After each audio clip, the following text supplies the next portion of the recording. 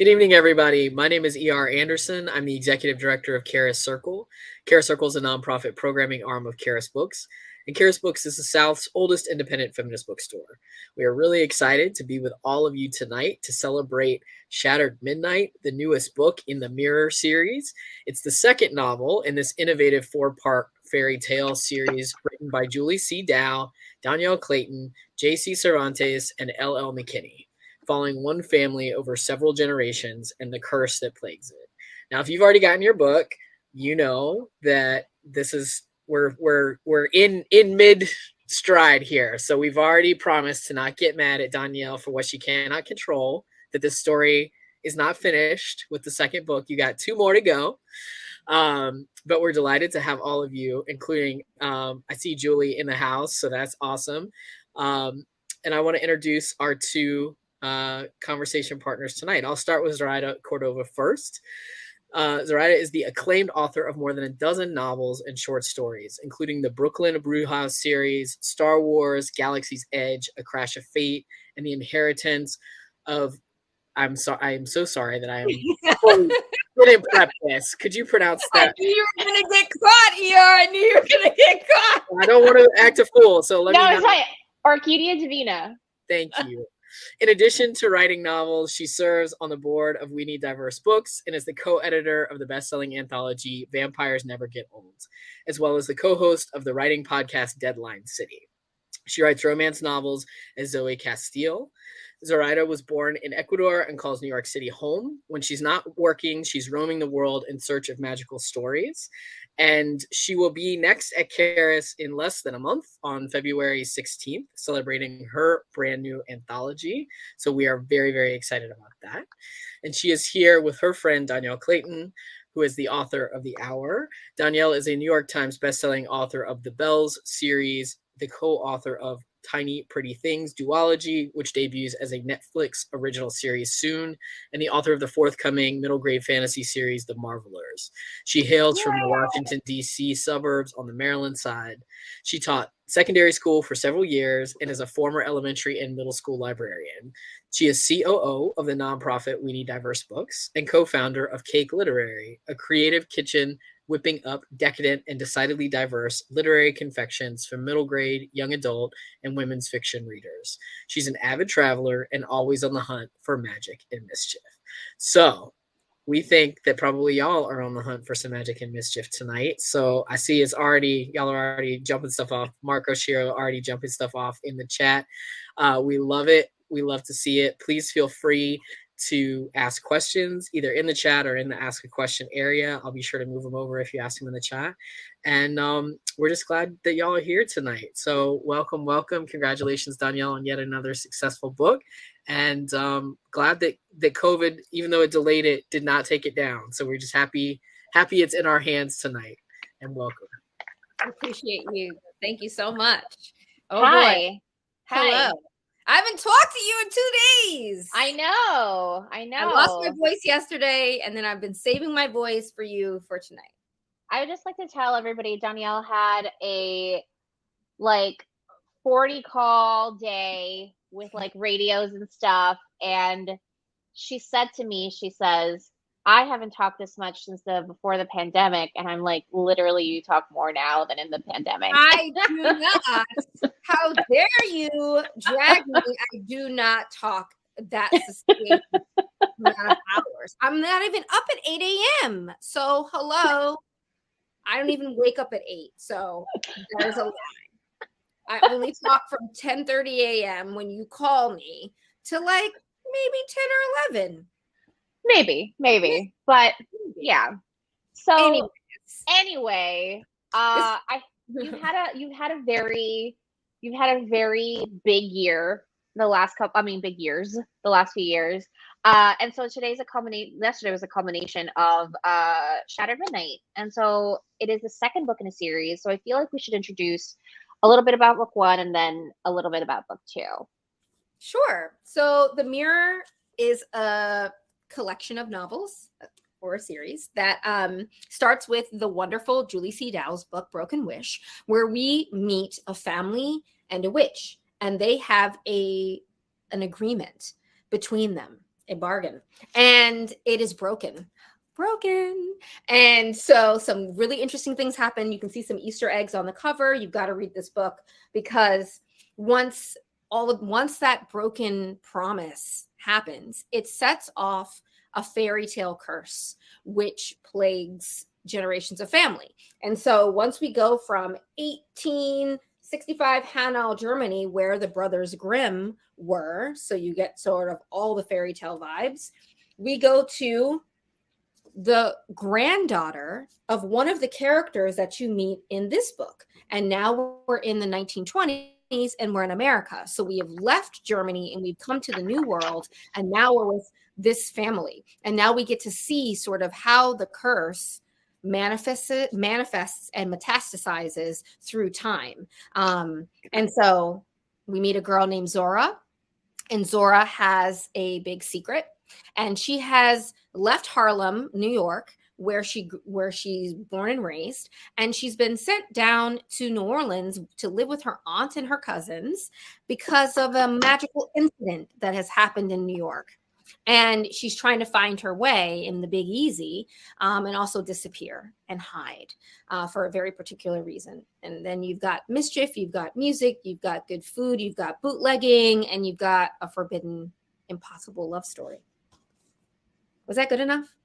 That is amazing. See? It is like, that's incredible. Look. It's because my wonderful publicist Seal made me do that 100 times yesterday. So I have it down. Amazing. Look, and now you'll never forget it. Now it'll be like, yo, what is the mirror about? And you're like, well, actually, for a period of time when you and I were on tour together, I could actually do your whole spiel for the bells. I can do Brooklyn Brewhouse. Because I feel like you would be like, you know, it's Marie Antoinette's Court meets Scott Westerfeld's The Uglies in a world where I'm not going to do the whole thing, but I could do it. I could actually, you know, since we heard each other do it so much. But that's just part of being a writer. Exactly. So let's talk about fairy tales, because that is what this series is, right? It's a collection of fairy tales following like a curse through family generations. And, you know, I love generational curses. I mean, it really shows up in a lot of your work, from the feelings that we get in your adult debut, The Inheritance of Orquídea Divina, to like how you constructed Labyrinth Lost and the Brooklyn Brewhouse series, how magic can go through a family, right? Yes, this is absolutely. Like 15-year-old Zoraida would be like, give me these books. Absolutely. Absolutely. Because I was in search of fairy tales. And I feel like when you say fairy tales, you think magic, children's story, or teens, you know, young people out in the world, curses. And so I want to talk about how the curse migrates with the family, and how sort of fairy tales migrate throughout the world. In Latin America, a lot of our fairy tales either came in from Europe or mixed in with the indigenous and slave populations in our countries and created brand new fairy tales. So I'm always fascinated in the way that fairy tales change, and depending on geography. Absolutely. And so when we were given this great big sort of prompt, because that's what it was, our brilliant editor, Brittany Rubiano, like our master architect, was like, this is supposed to feel fairy tale like, so that someone could, it's like the biggest Easter egg hunt for fairy tales, because each book has echoes of ones that you've seen before. So like you could say that Broken Wish, the first one, I mean, the catalyst for the book is that there is a bargain, and there is an agreement that is made between a family who wants to have a child and a witch who lives close by, right? And that has echoes of Rapunzel, right? And so, and then we've got magic shoes, and you can see the shoes, they're going to be hidden. They're hidden on each cover. And that could be, you know what I mean, the 12 Dancing Princesses, or Red Shoes. In mine, you've got this, you could feel like Cinderella, even though Zora doesn't have any money issues. She has a fully nuclear family and a unit. She just had to leave them back in New York, and she had to not talk to them and come down south to live with her aunt and her two cousins, who you could say they feel very much like, you know, the evil stepmother and the, you know what I mean, the two girls from the two sisters, the bickering sisters from Cinderella. And of course, since it's set in New Orleans, you've got the Princess and the Frog vibes for sure. I mean, there's no Shadow Man, but there's definitely a conjure woman that you get to meet, because I wanted to make sure that Zora's other side of her ancestry, she has a German ancestor, but she also has a Black American ancestor. And so that we brought in two sides of two magical traditions, which New Orleans is a perfect melting pot sort of place where that could be possible. But you do get a sense of that magic and that fairy tale. They're remixed and repurposed, but you can find the echoes if you really love fairy tales. I love that. What? You go. I was going to put you on the spot about your favorite fairy tales and what you like about you. Okay, but I want us to have a discussion. My favorite. What is your favorite fairy tale? I like dark ones. I like Norwegian ones, like East of the Moon. Is it? I always mix it up. East of the Moon, West of the Sun. No, you didn't read those ones? They're really dark. They're very dark.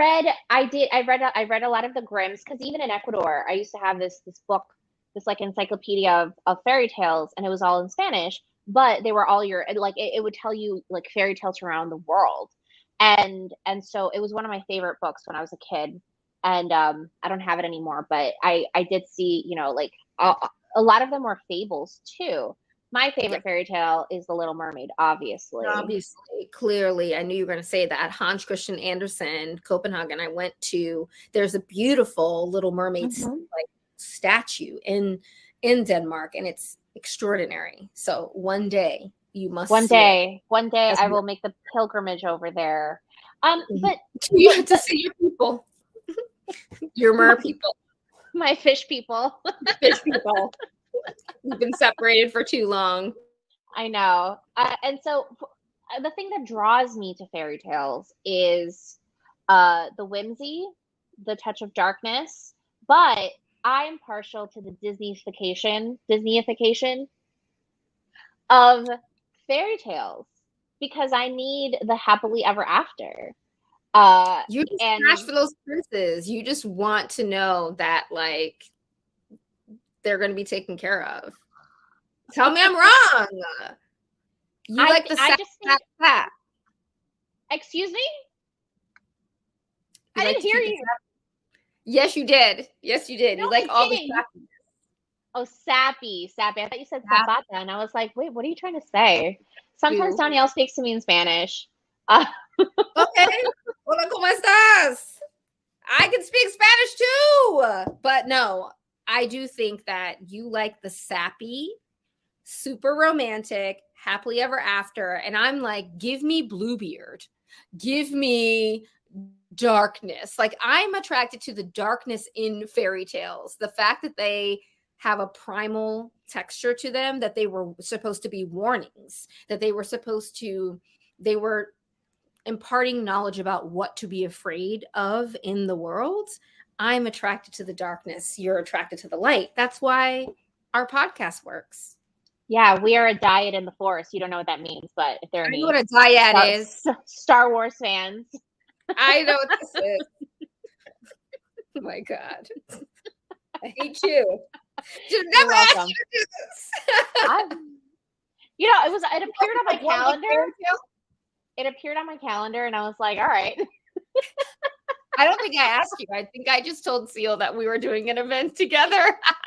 Yeah. So, no, but I think that for me, it's like you go through the darkness and there has to be hope at the end. And that's what I'm looking for. Right. And that's why for me, like, fairy tales are also, the Disney fairy tales are the beginning of the story, not the end. Right. It's act one of a longer journey. But that's just me. So, back to setting, which is incredibly important because we go from location to location. Yes. Here we go to New Orleans. Yes, we did. And you and I spent a month in New Orleans in which you did 2 trips for this book. And this is actually a question that our beloved Mark Ashiro asks, which is, is my question too, so I'm going to ask it now. Talk about the research trips that you took. Absolutely. So when I first got the challenge to write about 1920s Louisiana, of course, I actually went to the New York Public Library and started asking the librarians, hey, do you have any resources to help me? And they were like, we actually don't have anything. And I was like, what do you mean you don't have anything? And this was in the fall of 2019. And so I was wrestling through a first draft, and I really feel like when we think of the 1920s, the iconography that fills into our brain is New York, or it's Chicago. You've got mobsters and leggers. Right. And you've got Gatsby, right? Like that's what fills in. And I thought, I think it might look different down south. And so I couldn't find any resources. I ordered a bunch of books. And then right before the pandemic, I took a trip right at the end of Mardi Gras, because the hotels are really cheap, because everyone had left at the beginning of 2020. And I was there in February and into March. Yeah, right at the end of February. And I went to the Historical Society. I went to 2 different libraries that had all of the newspapers, the microfilm of newspapers from the 20s, so that I could look at what were the headlines of things going on in the city at the time. What would my and you know, I'm trash for newspapers. Like I'm obsessed with news in general. And I was like, what would she have seen in a newspaper? What would people be talking about? What would they be anxious about? What kind of ads were there? How much did clothing cost? What was the big department store? Things like that. And I barely got back to New York after that trip before it literally shut down 4 days after I got back from New Orleans for the coronavirus pandemic. But I had, gotten all this research. I had photocopied a lot, and I went to talk to librarians about it. It's very hard to explain what I was trying to do. They were looking at me like I had lost my mind when I said, hey, I'm writing a story about 1920s New Orleans. And I've got a girl who has the power of music. And I need to know what jazz clubs in the French Quarter, where they were. I need to know what the laws were, blah, blah, blah, blah. They were like, what? She can do what? It was just... But they went with me, and they were able to pull all of these books and resources. So, and then we went back to New Orleans, and we were there for a month, and I was able to fill in the last few bits of research, because I believe that if you're writing historical fantasy or historical fiction in general, the details are how you create that transportiveness, and you have to do your due diligence. I mean, I talked to Libba Bray a lot about this because she wrote the Diviner series, which is also set in the 1920s, but in New York. And she talked about her research, and she was able to help me figure out sort of how to begin and remind me that it is one of the most important things is to create the texture of the time period. It was also a lot of fun to see different ads, to see what clothing they were wearing, to see what they were worried about, what people were picketing, what people were writing dear editor letters to the newspaper about, like what they were anxious about. I thought it was fascinating. Is there anything that surprised you during your research? I think what was most surprising is because there's a love story in this book, and and the love story is a forbidden one between a young Black girl and a young white boy. This was a crossing of the color lines, and Jim Crow South had a very strict policy, right? It was illegal for them to date or to get married or to be together. And like we learn about that in school, and we learn the laws, and we learn what Jim Crow was, but to see it in the newspapers, to see articles about children who have been taken from homes because there was intermarriage, illegal marriages, to see notices about lynchings because of interracial dating, to see people write articles like about why it's bad and stuff. I was like, oh shit. Like, it's one thing to learn about it in a textbook, and have a distance from it. And it's another thing to see the primary sources and to be like, oh my God, people really were so intensely against this. And so it was just, that was the wildest thing to see. Absolutely. I feel like when I was researching because I normally don't research because most of my stuff is contemporary. So of course there's, things here or there, a city, minor things, but creating a time period is so difficult. Because it also depends on what the access is. And thankfully you had these like incredible libraries and you could go down there to actually get it done. Right, because I couldn't find it online. I couldn't get this kind of information because the iconography of the New York of the 1920s has in New York and Chicago. That's all the resources that are online. Everything else is local. So I had to get local and go and talk to those librarians and check out the books from the library and do what I needed to do. And it was fun. It was a great puzzle. And that's what I love about the series in general, is that it feels like a puzzle. And if you're a person that likes a puzzle, this is the kind of series for you because you can get hints.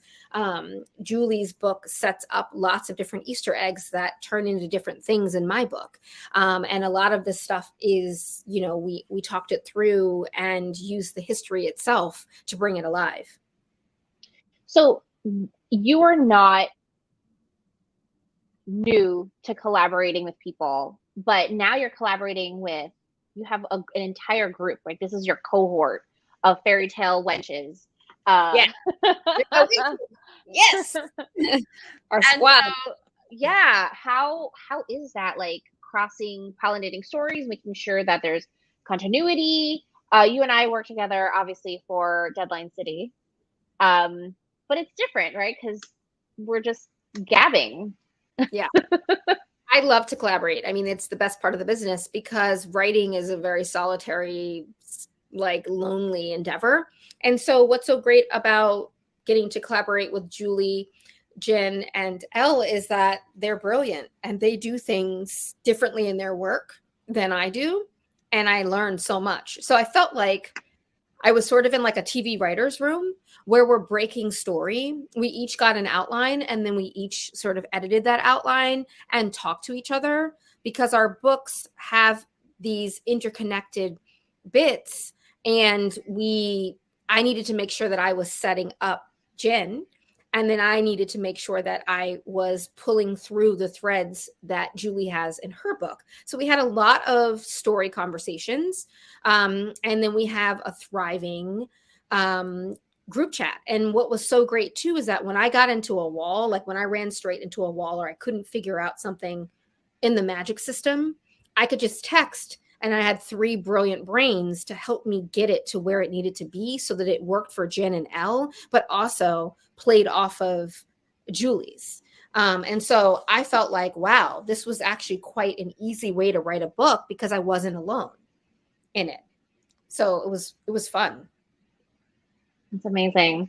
I have heard you say things like, I don't like writing romance into my books. It's the last thing that I want to do. However, this entire book is a love story. I don't know what our editor was thinking, Brittany Rubiano, truly.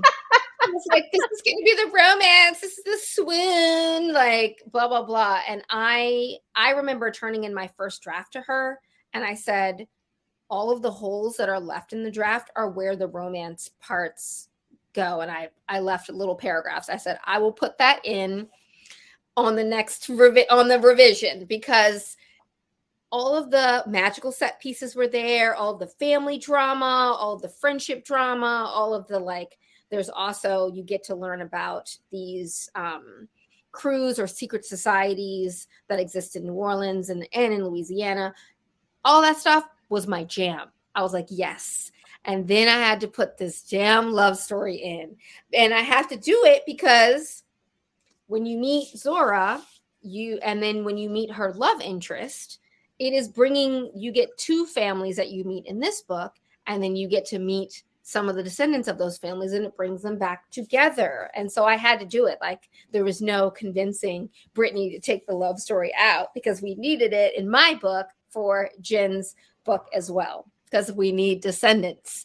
But it was hard, okay? And I wanted it to be truthful, right? This young woman, Zora, she was very suspicious of this young white boy because she could go to jail. She could be killed. She also wasn't even really thinking about romance or love. She was very focused and passionate about her music. So he had to convince her, and they had some tough conversations because of the laws and the backdrop and the time period. And I wanted to be honest and truthful about that it wouldn't be easy for them. And she wouldn't just swoon and fall into his arms and be like, yes, let's be together. No, we could die, right? Yeah, absolutely. Right. Like we could go to jail and die. Jail, you know? Yeah. And so that's why it was a struggle, but I think it works out well. I was going to say something really rude, and then I was like, oh, wait, this is a children's book event. No amount of love is worth all of that. I know. Going to jail? No, thank you. Love does not conquer all. But because these two are fated, right? They are fated to be together. So even when she resists wanting to be with him, the fates have intervened. It is intervened.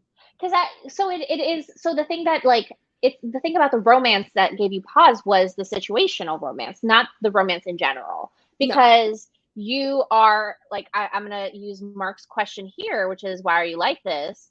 And you are a huge fan of romance. I mean, you're trash for Outlander. I'm trash for March 6th. I'm so excited to be back on Stars. I've been watching the trailer. Sorry. I'm trash for romance. I love it. And I love An Impossible Love. Right. And so but that's easy for those two people because it's like they're torn between time, but they're still two white people who can fall in love. Right? Exactly. Yes. And so how do you, as somebody who's like, I don't like reading romance in my fiction, how do you dig deep to actually pull this off? Well, I also thought about sort of like what would I have done probably if I was her at this time period. And I feel like then the book would have ended at chapter 2. That's true, because I would have told him to beat it. Because I'm not going to jail for you. Even if you're cute, get out of here, bro. For sure. It would have ended at book 2. I mean, chapter 2.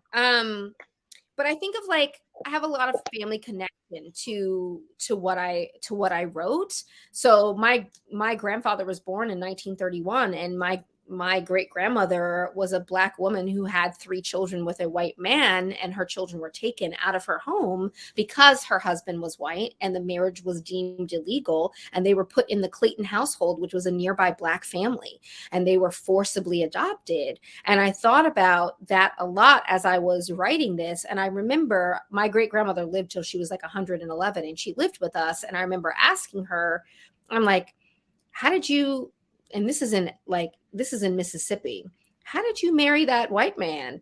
And she said, she was like, well, I thought he was cute and he kept coming around. And I thought, that's what I'm going to do. I'm going to have her think he's cute, and he just keeps coming around, and he's persistent.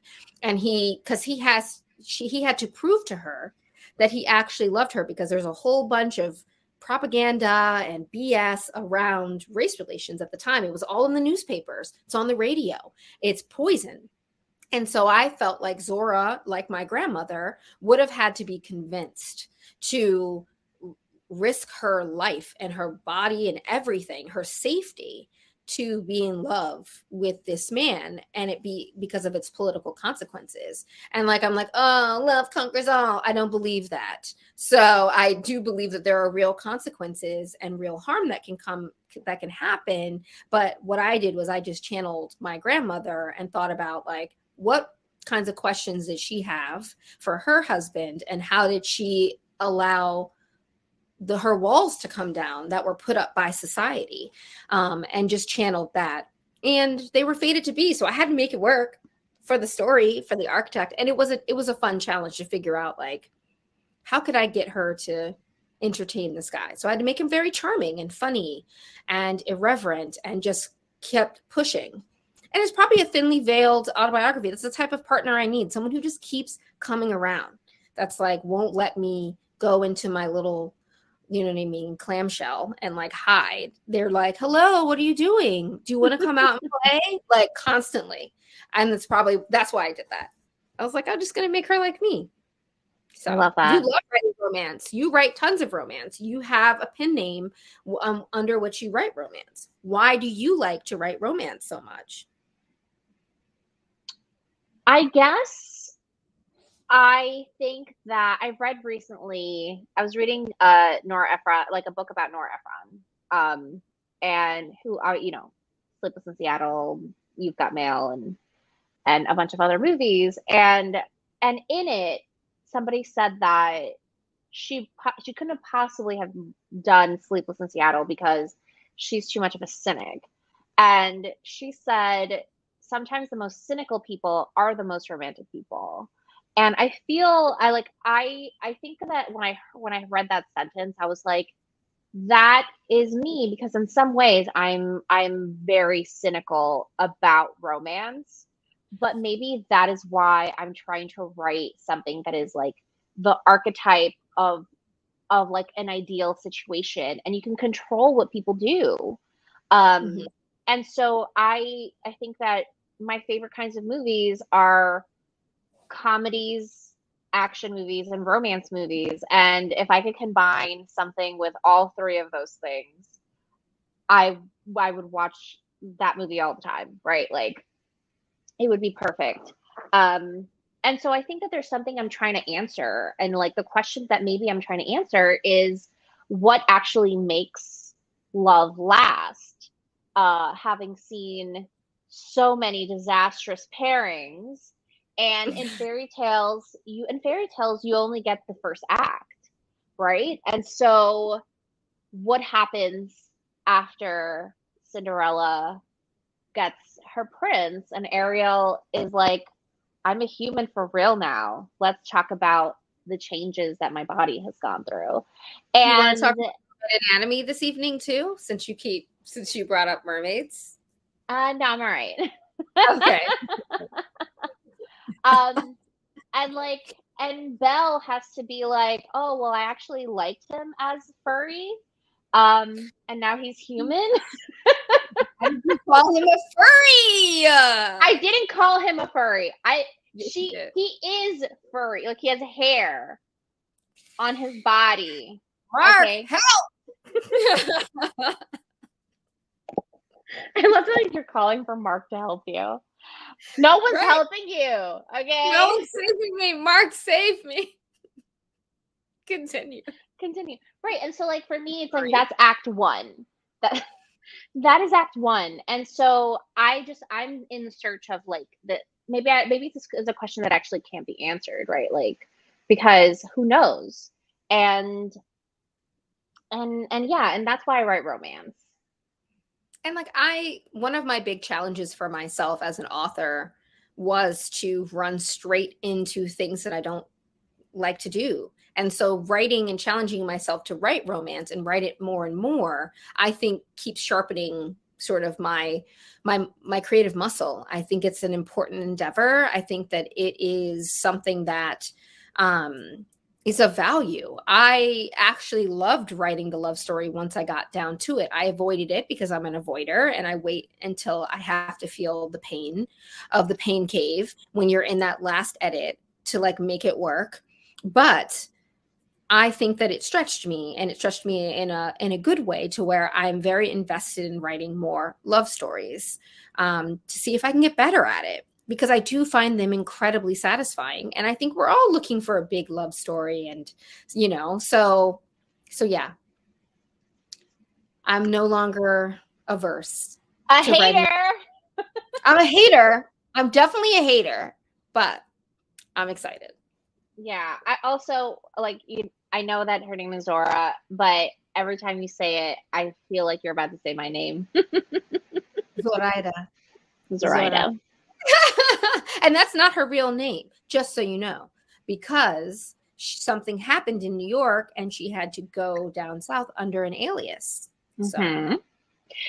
Julie C. Dow asks us, tips on writing romance? What are your tips? I'm going to you. No, you started because you actually write romance consistently. I've only written it like twice. These are just my tips on writing romance. Are you laughing? Because you're going to give just the tips right now, or what are you going to do? Are you going to answer Julie's question? I truly hate you. So what I like to do is, obviously there are a million tropes. And if you listen to Deadline City, we have a trope episode with romance literary agent Sarah Elizabeth Younger.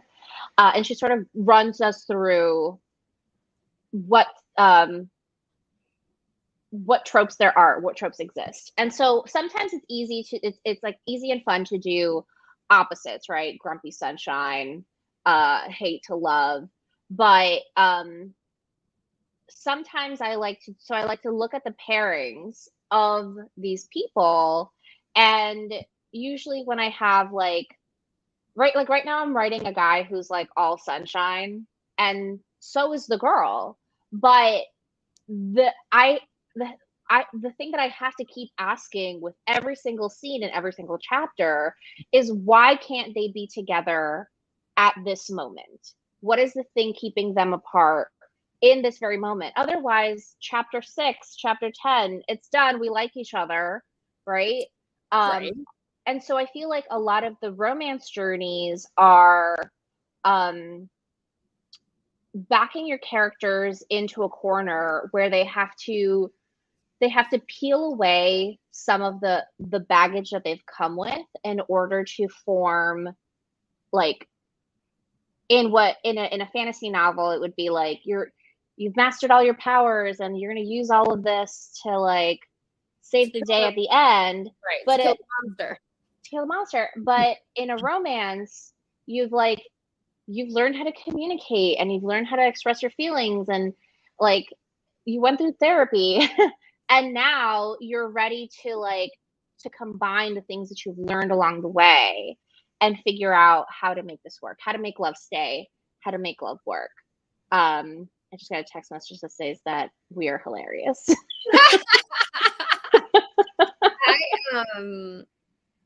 I think the thing that I learned the most trying to write Philip and Zora. So Zora, I don't know what trope. I mean, the trope is obviously like it's impossible. Forbidden love, yeah. Forbidden love. They're also fated.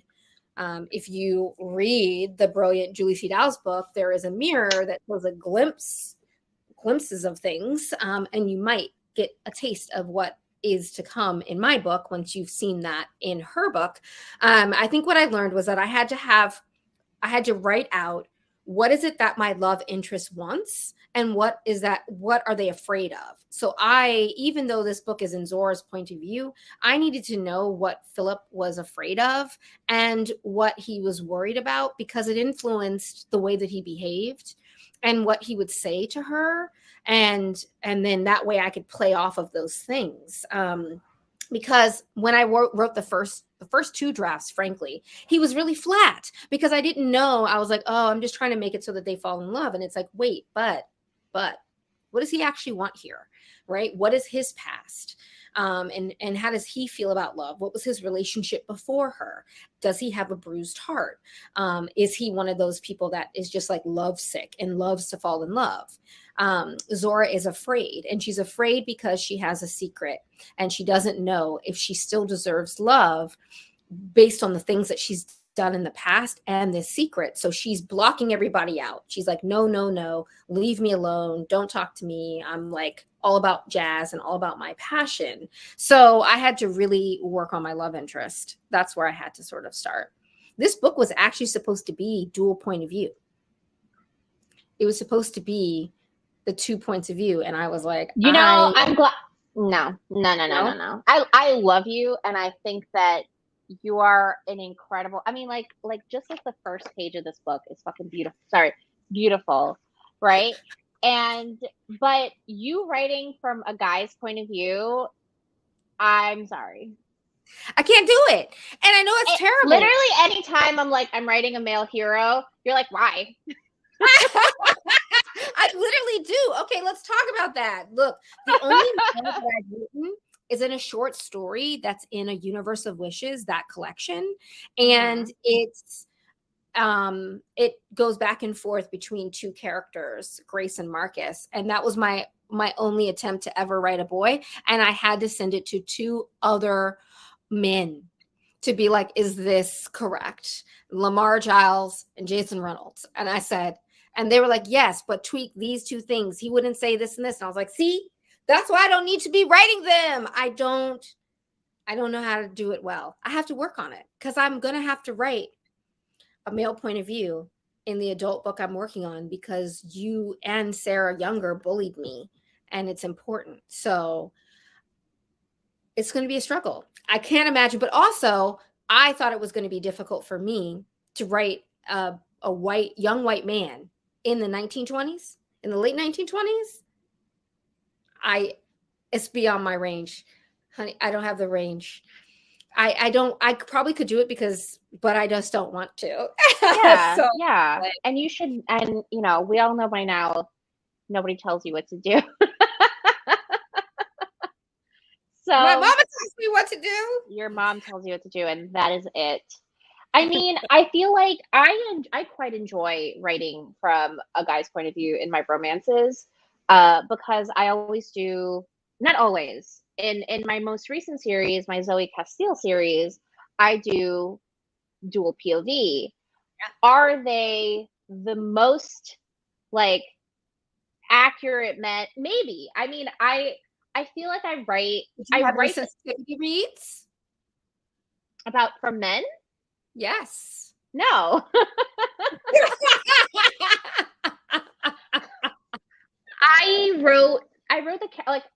I wrote my friends sometimes. Sometimes I write my friends. Things that they've said, things that I've overheard. But for me, I write the character that my heroine needs. Right? Okay. And so I think that no matter whether or not this character would say this in real life, this is what they need to say on the page. And I do write softer male heroes. Like they're all emotion and angst. And of course, brooding. And beautiful. And I know that when Zoraida meets someone, I'm just going to be like, and they come to me being like, how do I win Zoraida's heart? I'm going to be like, read her damn books and channel these heroes and you'll get her.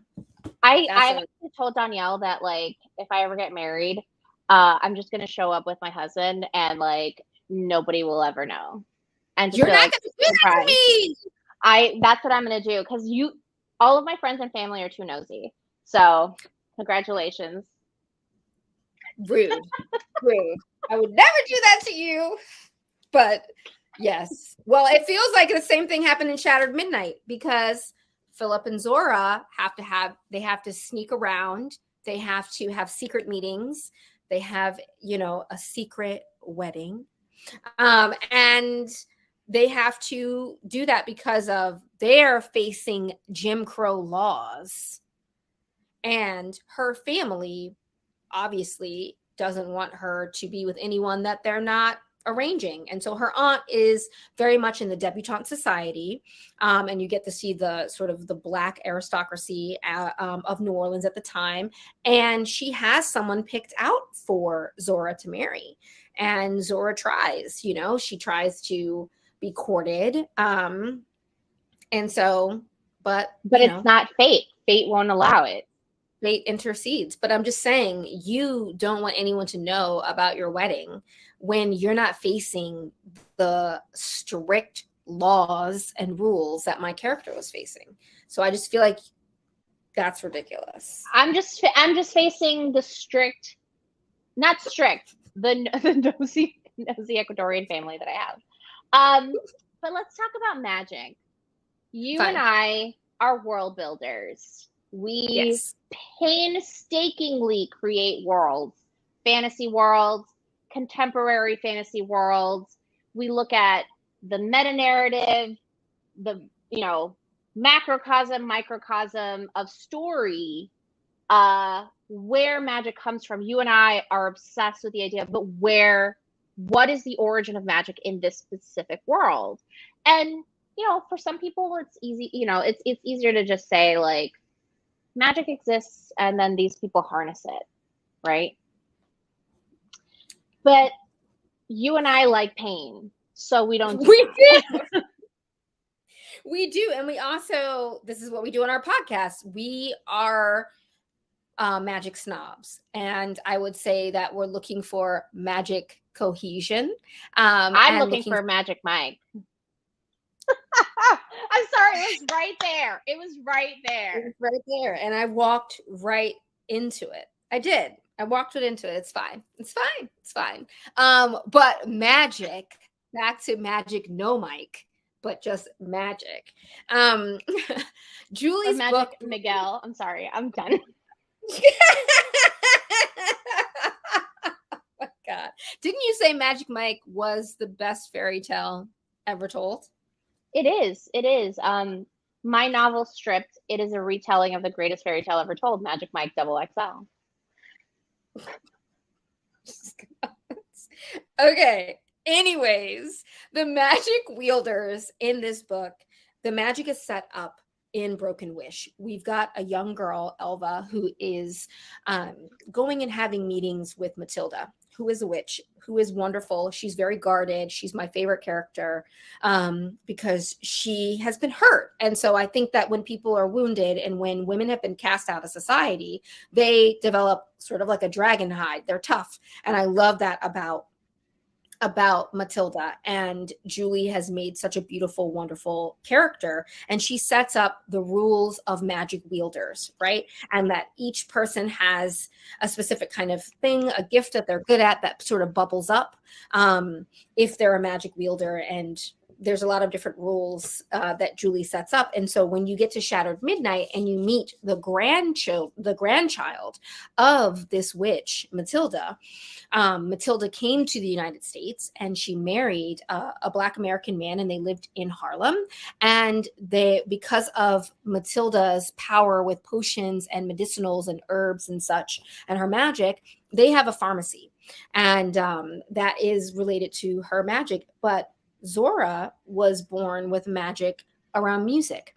Whenever she hums or plays an instrument, she can release tiny little music notes. And those music notes can do a lot of different things. They could move a hat box from one side of the room to the other. They could also swarm you and surround you, right? And she's trying to get a grip on that. Zora's mother has a magic with food, and she has an ability to enchant food, and that's her magic. And so what I wanted to do was take the magic that Julie set up brilliantly in Broken Wish, and the fact that when you were talking about fairy tales moving, right? I thought about Matilda moved to the United States. She married a Black man. She had 4 daughters. That changes magic, right? So then this next generation, I thought the blending of those 2 lines, what magic would be created from that? And I thought about what are the pillars for me of the Black American community? Like what makes us us? And I would say music and food are 2 huge things.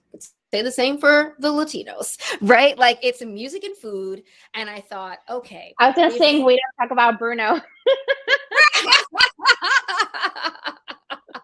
Literally Great cycling song through my head right now. So good. And I thought like, okay, let me make those 2 things magical, and let me give her this magic surrounding dealing with music, also because it's the jazz age and everyone says, oh, jazz is America's music. No, you're ignoring the fact that it is Black American music that was co-opted by white America, and now it's American music. No, it came out of the Delta of Mississippi, where my family is from, and Louisiana. This is the birthplace of it. And so I wanted to really Delta Blues. Yeah, Delta Blues, right? I wanted to root her in that and to showcase it in that way. And I mean, that's the same. It's the same thing with like reggaeton and salsa and merengue and stuff. Like it's all black Latino music, but like exactly. Now you have J Balvin. But anyway, God, don't bring him up. The controversy. But yeah, so the magic system in this is that it's familial and it's passed down, and different people have different iterations of it. And then there are also magic objects that are passed down through generations of a family. And one of them that I'll spoil for you, which is my favorite one, is the shoes. And so you see on Julie's cover, she's got slippers. Little red slippers. And in mine, you have T-straps, because the shoes are passed down. They allow you to walk around and no one will see your footsteps and no one will follow you. And also, for each generation, they change. They morph for the time. So when Zora puts on the shoes, they look like the slippers that are on Julie's cover, but then they morph into the T-straps as she ties the ribbons, so that they are appropriate for the time. And so that was our favorite thing that we created. I love that. I love that so much, because like magic is evolution, right? And I think that's you just have to keep raising the stakes. And I can't wait to see what kind of shoes we're gonna get in Jen's. Yes, Jen's book is Fractured Path, and it goes to 1960s San Francisco. So we've got sort of the hippies, the protesting, and like it was just genius. Like the four of us were like, what are we going to do with these shoes? No one can wear these same slippers from 1865 in each story. So we decided to morph them.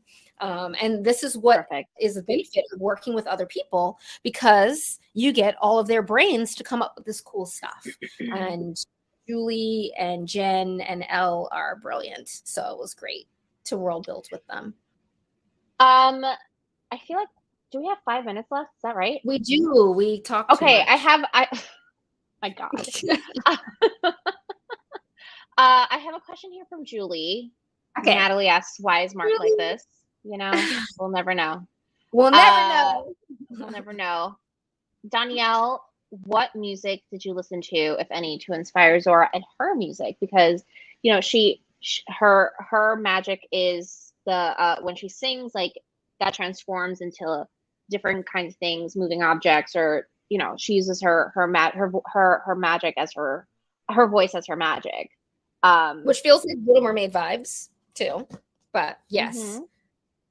I was listening to music from the time period. So I was listening to a lot of Louis Armstrong and Dizzy Gillespie, and I was listening to a lot of big brass bands from New Orleans. And so when you go to New Orleans and you see people playing brass instruments in the streets and doing their second lines and their first lines, I was listening to a lot of that music to keep me sort of in that city and what she would have heard outside of the window. I listened to a lot of Ella Fitzgerald and Billie Holiday, and just trying to immerse myself in beautiful singers, and then also the brass, because Zora can play every single instrument. She can also sing, and all of the music that she creates can manifest and be controlled. Like she can use it to do different things. And I wanted to use the music of the time period. I did make up fake songs, and mention like riffs off of real musicians, but like gave them different names too. I went to the Jazz Museum in New Orleans and was able to like see the history of it, and listen to a lot of different kinds of music that jazz music that I hadn't heard growing up. So I mean, one of my favorite things is like if I have something set in New Orleans and in a piece of like in literature, I'm always going to write about it as a tourist, because I love going there. I spend a lot of time there, but like, it's still not like, it's not in my bones the way that it's in your bones. And I feel like the music is the one thing that I'm like, when I'm there, I'm just like, this is a vibe. Like, this is it. Like, it just totally transforms your experience when you're down there. And I feel like you do that with this book. So I try, and I love this city so much. I love that city so much. It's a city that I used to go to with my grandfather when we would go down south. It's a city that is strange, that is haunted, that I can't seem to like shake, because it's so strange. And I love it. I mean, this is where my folks are from, like that area of the world. So I feel very drawn to it. And beignets. Oh my God. I know. They're so good. They're pillowy. deliciousness. There's a reason why I can never go gluten-free, because I have to eat any type of fried, donutty thing. Zeppelis, the Italian version, beignets, right? Like anything. I can't even resist a hush puppy. So it just means I can't get rid of cornmeal or flour. Nobody's going to ask us to do that. I mean, it's probably better for me to do so, but I love them. I love it. And Disney sent me a box of beignet mix from Café du Monde. Can you save it? Yeah. For when I come back to New York.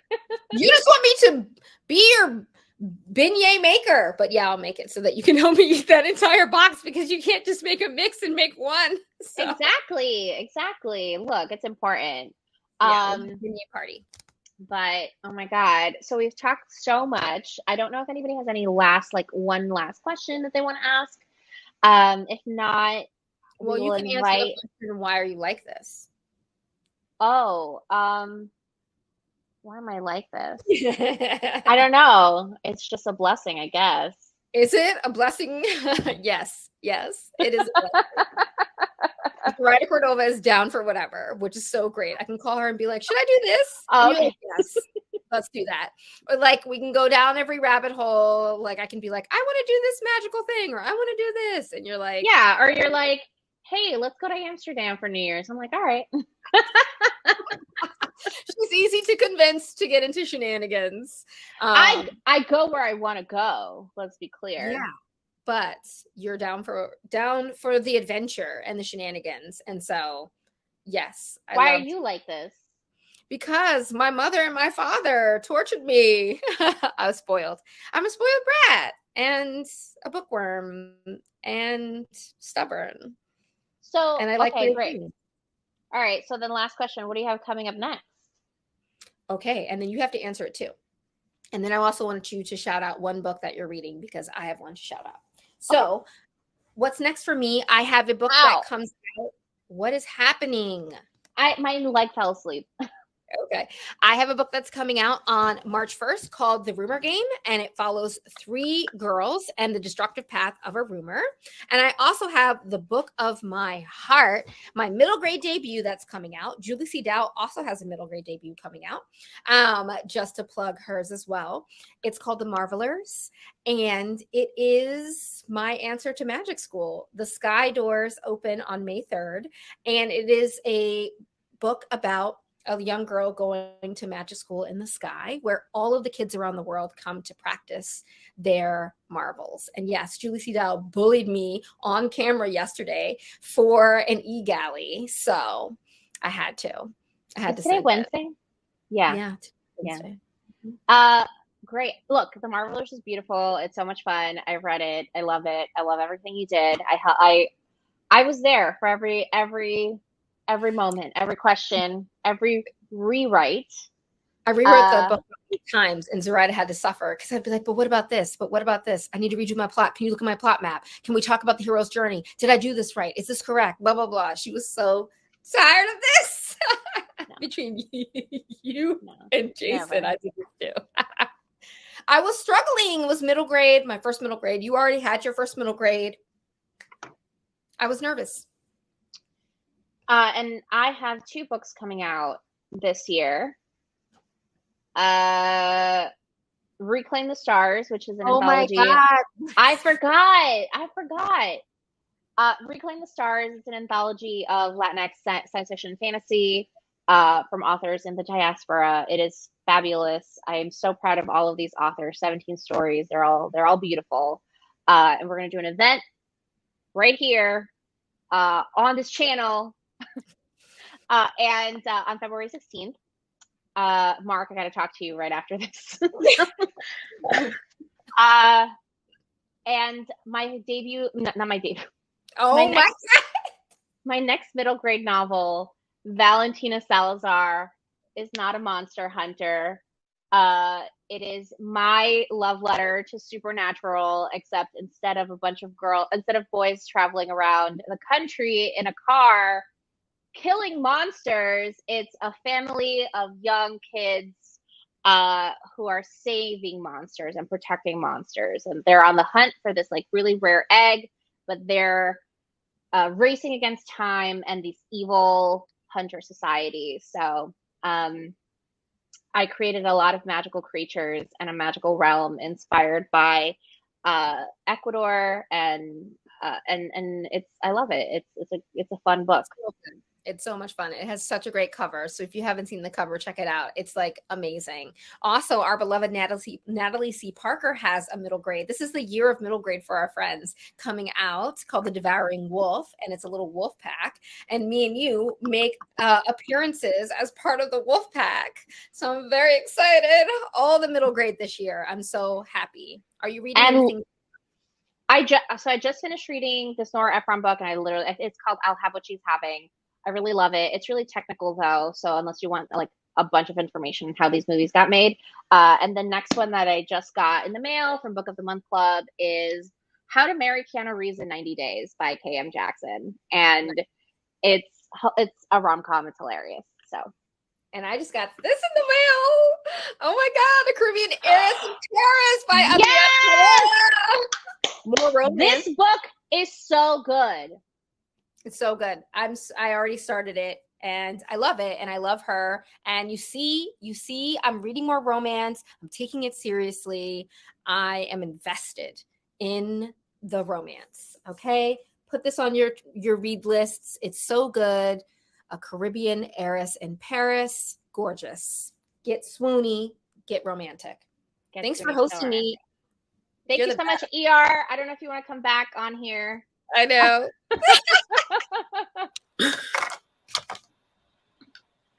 I do want to come back.